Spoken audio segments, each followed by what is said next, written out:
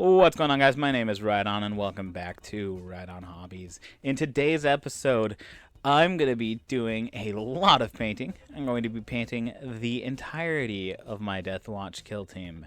One of them I do not include in the recording. It's because it's my Terminator, and you will see at the end when I group everything together that it's very ambitious. I tried a bunch of new things with it, and in fact I tried a bunch of new things with this entire group. This is part 3 of my Stuart Semple Mirroriest mirror paint tests. And then this one I'm going to be using it for accents and details. Specifically with the Deathwatch, their left arm is always chrome silver plated, so I use the Mirroriest mirror paint to detail that, whereas I also use it for some of the details as well, the chest ornaments and things like that. However, I've got a bunch of other things. I'm using decals. I'm going to be using a decal on this first model here. I resculpted a few of these models using some green stuff. I have different kinds of effects I've tried. Stippling, kit bashing, remodeling, proxying. I do it all in this one because I'm trying to expand my territory, see where things fall.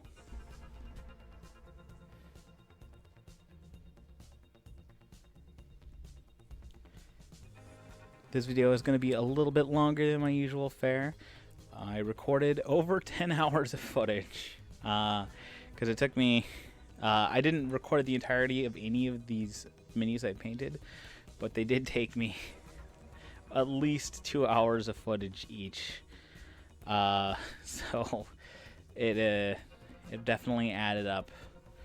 I'm not entirely sure that the kill team is done yet.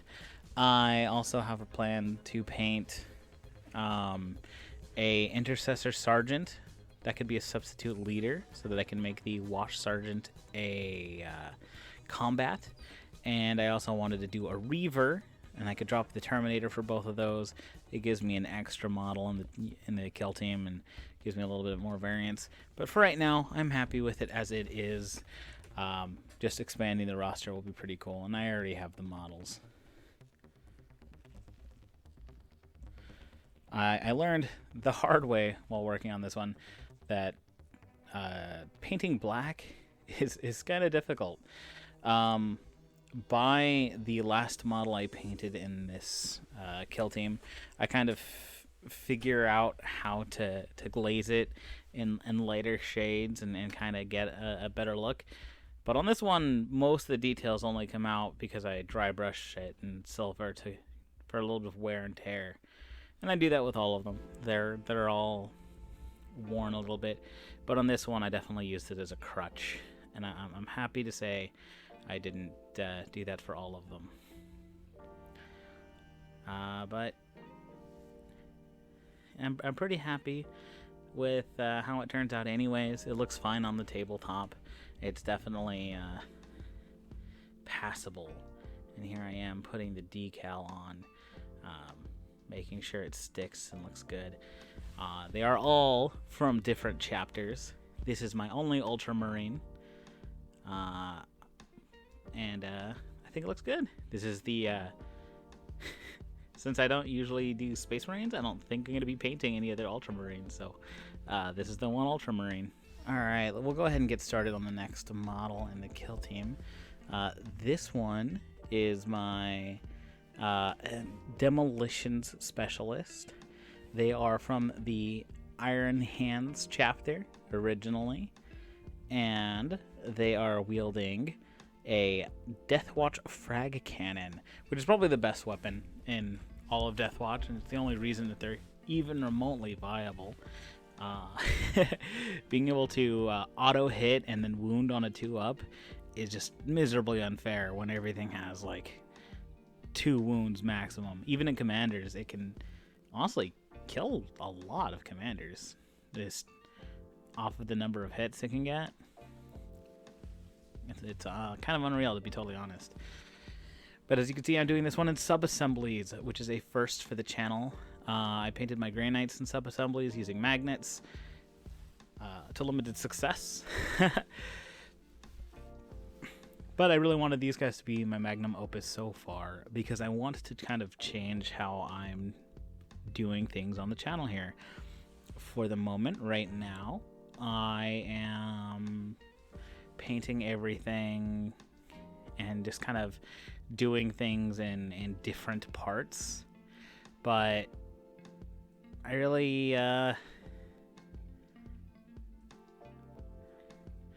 wanted to stop talking so much about the videos and what I'm painting in them. Instead, use the speed paints as a backdrop and talk about other things.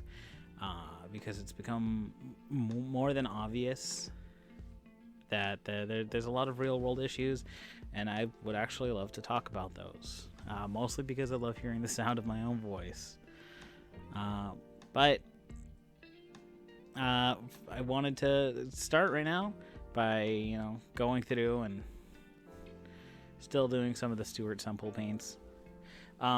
With these, like, two-handed heavy weapons and things like that, I like to do the sub-assemblies with them together. You can see I'm using two toothpicks to kind of hold it up using some poster putty so that I can get better angles, and then I switch around and adjust. And as I wait for things to dry, I kind of go over and retest a few things, see how well they can turn out. There's a lot to be said about the way that this model looks and how it's kind of detailed in certain ways. And I'd love to practice with these a little bit more.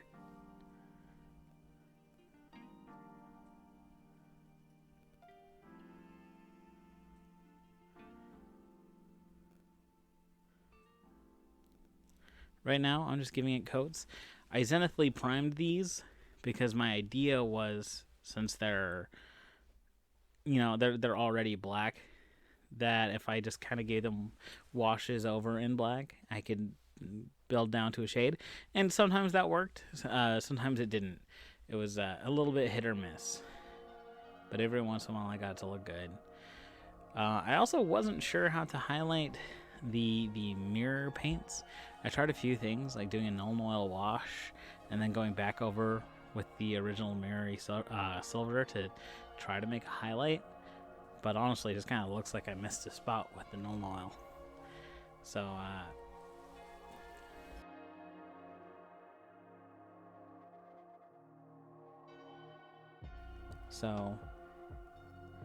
yeah, I wasn't sure how I should highlight chrome. If you can highlight chrome.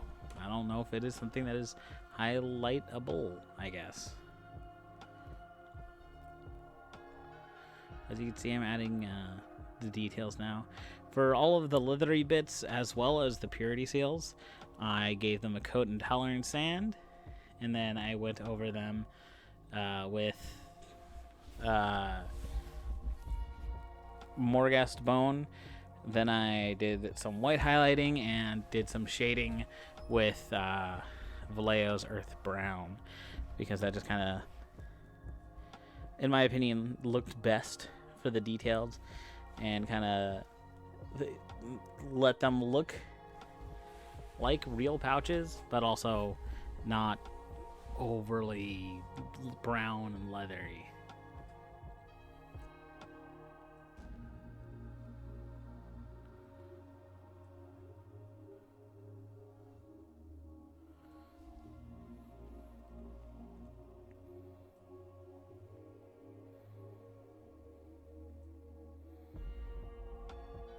I learned a lot painting these guys.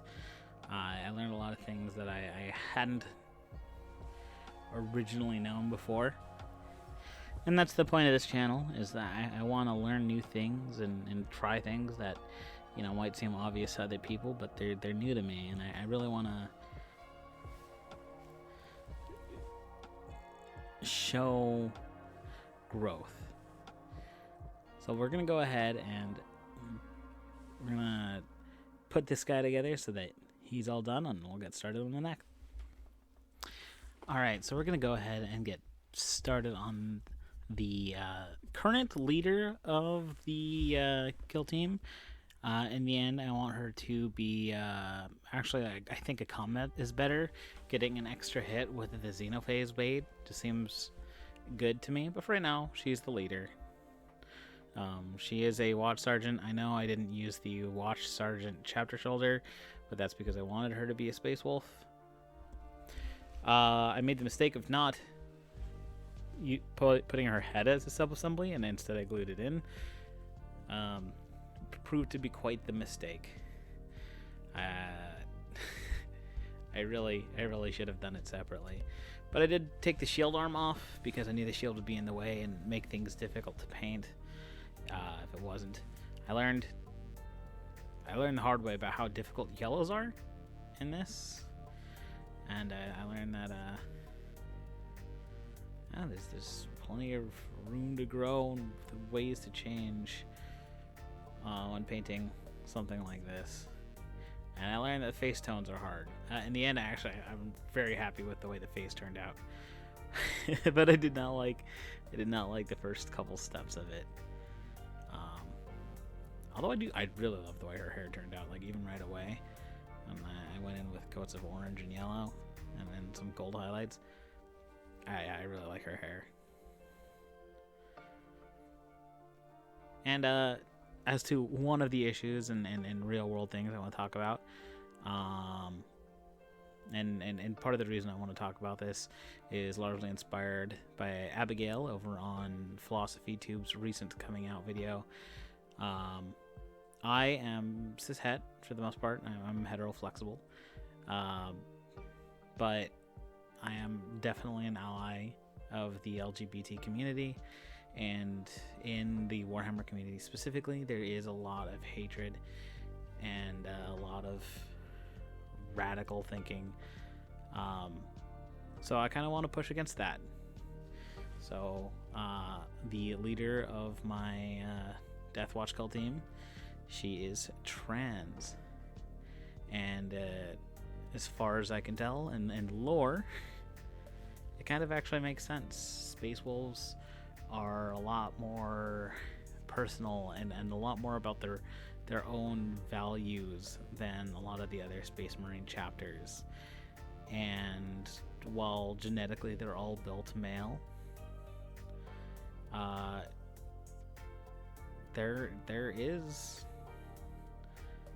it seems like there's reason if a Space Wolf is dedicated to doing what they believe is true to being them, and if they're wild and they're the most out there and warlike, it seems like they're the most likely chapter to have a trans character in it. So I get to piss off a lot of people with this one. And if nothing else, I get to claim my dudes. My dudes, my rules. I just used a Sisters of Battle head for the head, and then it looks pretty different with the red hair. I think it's not super obvious. It is a bit smaller than the other Space Marine heads, but because of the way the Deathwatch veteran armor is sculpted, you can't actually tell because they all look like they have tiny heads and their stupid collar things. You'll have noticed the other ones, their heads pop up out of it a little bit more. They don't have the thing like covering their chin.